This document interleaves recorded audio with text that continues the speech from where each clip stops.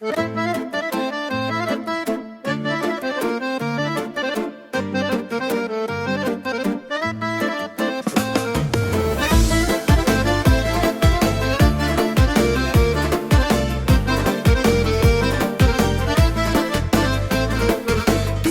bir eşkimiz var, həsrət ilə baxırlar, dağıtmaq istəyirlər, hər bəhanə tapırlar.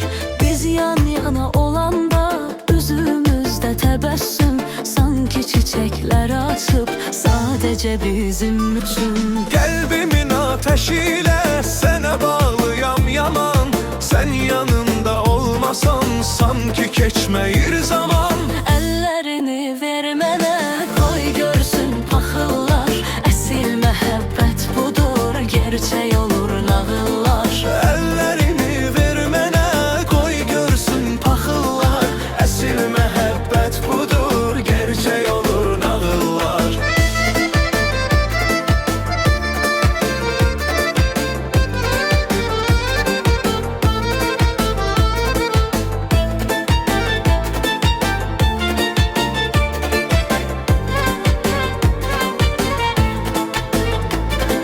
Sen benim məhəbbətim, sen benim öz yarımsan. Bu dünyada gerçeğim, sanki rüzgarımsan. Sadece gözləyirəm, gelsin yetişsin zaman. Her şey yoluna düşsün, olsun ikimize nişan. Bu nişanə böyüsün, xoşbəxtliyə aparsın.